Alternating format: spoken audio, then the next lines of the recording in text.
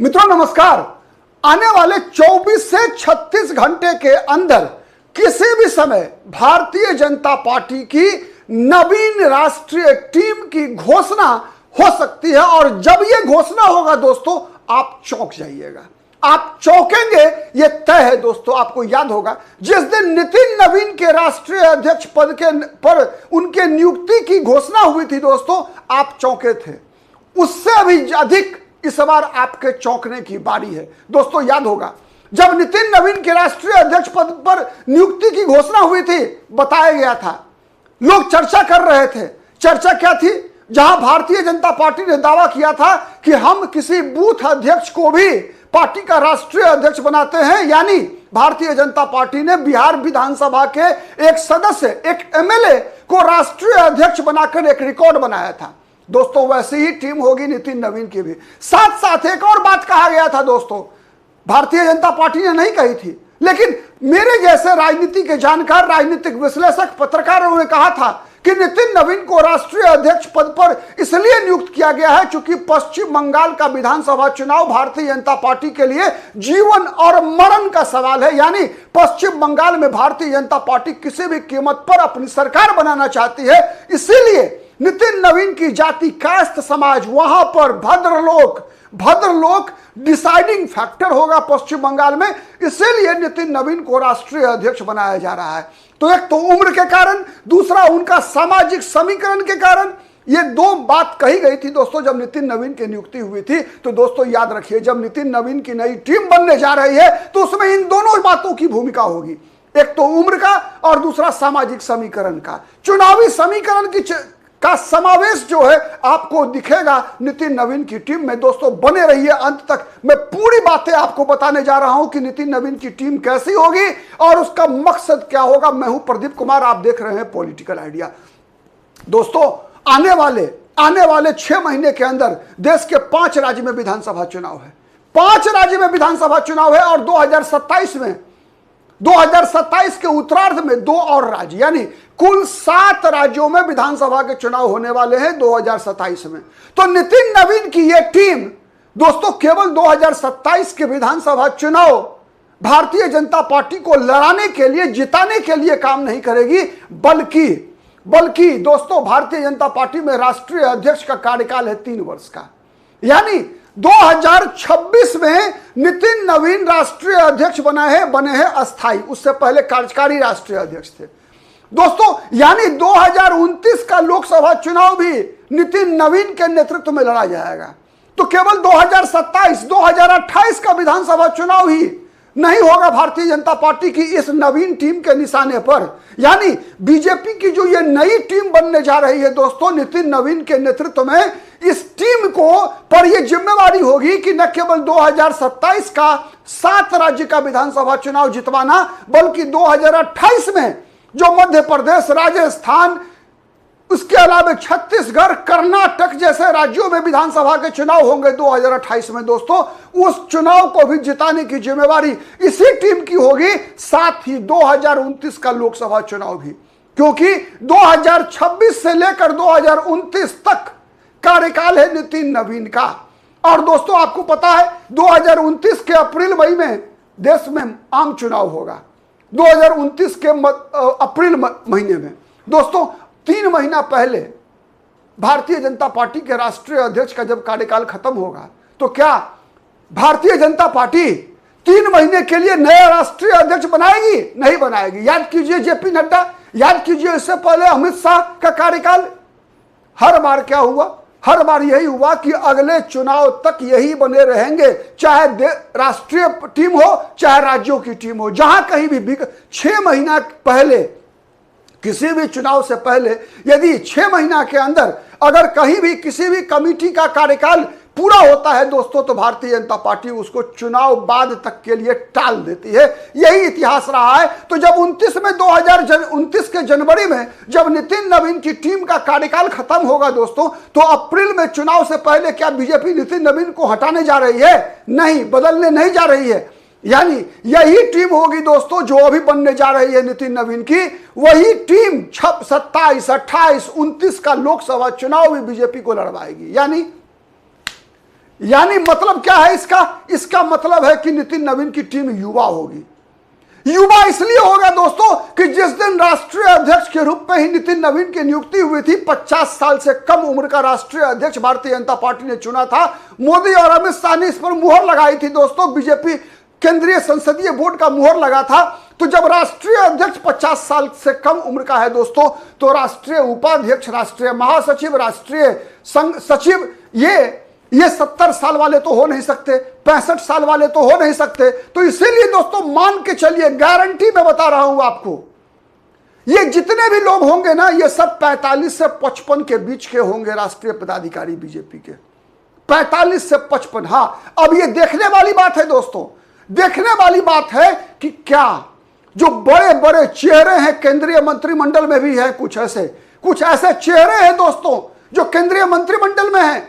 जैसे भूपेंद्र यादव को ले लीजिए आप उदाहरण के लिए, धर्मेंद्र प्रधान थे, ये चुनावी रणनीतिकार माने जाते हैं, भारतीय जनता पार्टी के चुनाव की दृष्टि से चाणक्य माने जाते हैं। आने वाले दिनों में जिन 5 राज्यों का विधानसभा चुनाव है दोस्तों, उसमें उत्तर प्रदेश, पंजाब जैसा राज्य है जो भारतीय जनता पार्टी के लिए बड़ी चुनौती वाला राज्य है। उत्तर प्रदेश में सरकार बचाना है बीजेपी के लिए चुनौती, और पंजाब एक ऐसा राज्य है दोस्तों जहां भारतीय जनता पार्टी के लार टपक रही है बराबर कि पंजाब किसी भी कीमत पर भारतीय जनता पार्टी जीत सके। क्योंकि वर्तमान जो पंजाब की राजनीतिक परिस्थिति है दोस्तों, इससे बेहतर मौका भारतीय जनता पार्टी के लिए नहीं होगा, क्योंकि आम आदमी पार्टी की सरकार है। और पंजाब का इतिहास रहा है कि प्रायः विगत 40 वर्षों में केवल एक बार ऐसा हुआ दोस्तों जब 5 साल पे सरकार नहीं बदली। केवल ऐसा हुआ था दोस्तों केवल 2012 में, जब अकाली दल दोबारा 5 साल का कार्यकाल पूरा करने के बाद दोबारा सत्ता में वापस आई थी। इसके अलावा न उससे पहले न उसके बाद विगत 40 साल में कभी नहीं हुआ था, जो 2012 में हुआ था। तो इस बार भी स्थिति यही है कि भगवंत सिंह मान की सरकार लगातार घिरी हुई है। अर्थव्यवस्था पंजाब की खराब है। पंजाब में नशा एक बड़ा समस्या है, ड्रग्स बहुत बड़ा समस्या है दोस्तों।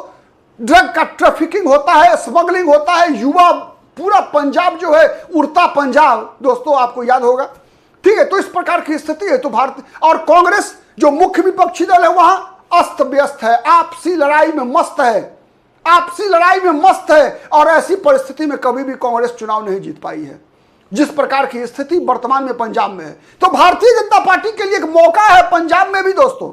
तो भारतीय जनता पार्टी का प्रयास होगा कि न केवल उत्तर प्रदेश बल्कि ऐसी टीम बने जो पंजाब की राजनीति को भी साध सके। उत्तर प्रदेश, पंजाब ऐसे राज्य हैं दोस्तों 27 के विधानसभा चुनाव में जहां भारतीय जनता पार्टी किसी भी कीमत पर चुनाव जीतना चाहेगी और बेहतर से बेहतर रिजल्ट चाहेगी। इसीलिए राष्ट्रीय पदाधिकारियों में आप देखेंगे युवा होंगे 50-55 साल से नीचे के होंगे। और सबसे बड़ा शेयर होगा उत्तर प्रदेश का, पंजाब का, उसके बाद पश्चिम बंगाल का, उसके बाद होगा शेयर कर्नाटक का दक्षिण भारत से। कर्नाटक में दोस्तों 2028 में चुनाव है और कर्नाटक भारतीय जनता पार्टी दक्षिण भारत का वो किला है कर्नाटक में भारतीय जनता पार्टी का, जहां भारतीय जनता पार्टी ने अपनी पैठ बनाई है। इसके अलावा दक्षिण भारत के 5 राज्य में दोस्तों 3 राज्य कह सकते हैं जहां भारतीय जनता पार्टी आज तक अपनी मजबूत उपस्थिति दर्ज नहीं करा पाई है। आंध्र प्रदेश भारतीय जनता पार्टी की अपनी बहुत बड़ी शक्ति नहीं है, वहां चंद्रबाबू नायडू के सहारे है बीजेपी। केरल में इस बार 3 विधायक जीत कर आए हैं और यह धमाकेदार प्रदर्शन दोस्तों केरल में पहली बार हुआ है, बीजेपी के लिए संभावनाओं का द्वार खोला। लेकिन कर्नाटक एक ऐसा राज्य है दोस्तों, तमिलनाडु के बारे में बताने की आवश्यकता नहीं है, तो कर्नाटक एक ऐसा राज्य है जहां भारतीय जनता पार्टी के लिए बड़ी संभावना बन के आती है और दक्षिण का द्वार बीजेपी के लिए कर्नाटक नहीं खोला है। पश्चिम बंगाल चुनाव नहीं है वर्तमान में दोस्तों, लेकिन पश्चिम बंगाल में जिस प्रकार की राजनीतिक लड़ाई भारतीय जनता पार्टी लड़ रही है, तो पूर्वोत्तर के लिए, पूरे के पूरे ईस्ट इंडिया के लिए, बिहार, बंगाल, असम, उड़ीसा, जिस प्रकार की राजनीति पश्चिम बंगाल में है, जिस प्रकार से शुभेंदु अधिकारी ने विगत 100 दिन के मुख्यमंत्रित्व काल के दौरान जो बड़ी लाइन खींची है दोस्तों, जिस प्रकार की कार्रवाइयां भारतीय जनता पार्टी की सरकार ने वहां किया है, उसके बाद पश्चिम बंगाल को भारतीय जनता पार्टी एक मॉडल स्टेट के रूप में पेश करना चाहती है। वो बंगाल बनाना चाहती है जिस बंगाल में 34 वर्षों के वाम मोर्चे के सरकार के दौरान जो परिस्थिति थी और टीएमसी के 15 साल के शासनकाल के दौरान जो परिस्थिति थी, उससे अलग भारतीय जनता पार्टी दावा करती है सोनार बांग्ला। यानी भारतीय जनता पार्टी उस बदले की राजनीति से पश्चिम बंगाल को निकालना चाहती है। एक नई लकीर, कानून व्यवस्था बेहतर औद्योगिक वातावरण, पलायन नहीं हो, पलायन फ्री स्टेट, ऐसा माहौल एक क्रिएट करना चाहती है। और उसके लिए सत्ता के साथ साथ संगठन का भी मजबूत होना आवश्यक है। दोस्तों, 2029 के लोकसभा चुनाव में भारतीय जनता पार्टी चौका मारेगी या नहीं मारेगी, इस बात पर निर्भर करेगा कि भारतीय जनता पार्टी का संगठन बूथ लेवल तक कितना बेहतर तरीके से काम कर पाता है। तो इसीलिए भारतीय जनता पार्टी ने नितिन नवीन को भी राष्ट्रीय अध्यक्ष बनाया था दोस्तों, कि अगर हम जितने बेहतर युवाओं का उपयोग कर पाएंगे, युवाओं का मैक्सिमम उपयोग करने की क्षमता हमारे अंदर रहे। क्योंकि एक बात क्या होती है दोस्तों, लगातार लंबे समय तक शासन में रहने के बाद कहीं ना कहीं आप कह सकते हैं यथास्थिति वाली परिस्थिति जो है एक डेवलप हो जाती है। कार्यकर्ताओं के अंदर भी, नेताओं के अंदर भी एक अहंकार जैसी स्थिति भी डेवलप हो जाती है दोस्तों। टेकन फॉर ग्रांटेड वाली स्थिति हो जाती है कि हम तो जीत ही रहे हैं। आलस वाली स्थिति उत्पन्न हो जाती है दोस्तों। जब लगातार जीत मिलती रहती है तो फिर एक जिसे हम कहते हैं ना अनासक्ति वाली स्थिति आ जाती है। तो इसको बदलने के लिए भारतीय जनता पार्टी ने युवाओं पर दांव खेलने का फैसला किया है। तो आप देखेंगे नितिन नवीन की टीम में युवा चेहरे होंगे दोस्तों, उत्तर प्रदेश से, पंजाब से, पश्चिम बंगाल से, कर्नाटक से। दोस्तों, कई ऐसे राज्य हैं यहां पर भारतीय जनता पार्टी के पास छत्रप है। उत्तर प्रदेश को अपवाद मान के चलिएगा। उत्तर प्रदेश इसलिए अपवाद दोस्तों, छत्रप के रूप में भारतीय जनता पार्टी के पास योगी आदित्यनाथ से बेहतर कोई हो ही नहीं सकता। लेकिन फिर भी इतना बड़ा राज्य है दोस्तों, इतना विशाल संगठन है उत्तर प्रदेश में, इतनी बड़ी चुनौतियां हैं उत्तर प्रदेश में, जिसको साधने के लिए अकेला योगी काफी नहीं है। इसीलिए संगठन में भी, सरकार में भी दोस्तों आई न कल केंद्रीय मंत्रिमंडल में भी फेरबदल होगा। उत्तर प्रदेश विधानसभा चुनाव से पहले एक बार फेरबदल होगा। कई नए चेहरों को आप केंद्रीय मंत्रिमंडल में शामिल होते देखेंगे। और कुछ चेहरे उत्तर प्रदेश के ऐसे हैं दोस्तों, जिनको अभी आप देखेंगे कि वो नितिन नवीन के कैबिनेट में, नितिन नवीन की टीम में, नवीन टीम में भी उनको एंट्री मिल सकती है। कुछ केंद्रीय मंत्रियों को आप देखेंगे, कुछ केंद्रीय मंत्री नितिन नवीन की टीम में भी शामिल होंगे दोस्तों। लेकिन यह उनका डिमोशन नहीं होगा, ये उनका डिमोशन नहीं होगा दोस्तों। एक इतिहास रहा है, एक रणनीति रहा है, एक उदाहरण दिया जाता रहा है भारत की राजनीति में कि ऐसे लोग जो मंत्री के रूप में फेल कर गए हों, ऐसे लोग जो मंत्री के रूप में फेल कर गए हो उनको संगठन में भेज दिया जाता था। जो मंत्री के रूप में असफल हो गए हो उनको राज्यपाल बना दिया जाता था। वो दौर था दोस्तों तब जब कांग्रेस का शासनकाल हुआ करता था। कांग्रेस के शासन के दिनों में ऐसा होता था कि जो मंत्री के रूप में बेहतर परफॉर्म नहीं कर पाए लेकिन नेताओं के प्रिय हैं, उनको गवर्नर बना दो, उनको पार्टी में महासचिव बना दो। लेकिन भारतीय जनता पार्टी ने इस परिभाषा को बदल दिया है। भारतीय जनता पार्टी ने सत्ता से अधिक संगठन को महत्व दिया है। ये इतिहास में दर्ज है।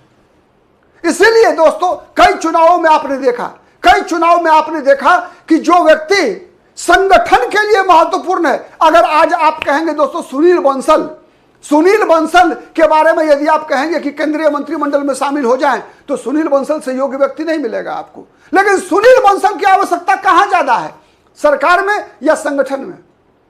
अनडाउटेडली दोस्तों सुनील बंसल की आवश्यकता संगठन के अंदर अधिक है। इसलिए सुनील बंसल आप देखेंगे दोस्तों कि नितिन नवीन की इस टीम में नितिन नवीन के बाद दूसरे नंबर पे होंगे।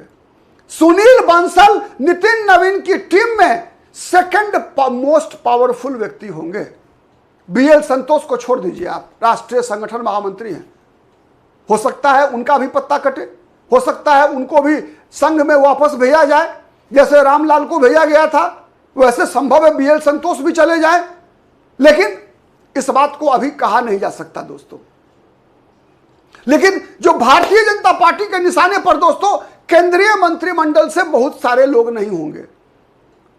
मैक्सिमम केंद्रीय मंत्री 2 या 3 हो सकते हैं जिनको आप संगठन में देख सकते हैं। इसके अलावे अधिकतर वो चेहरे होंगे दोस्तों जो उत्तर प्रदेश के ओबीसी समाज से होंगे।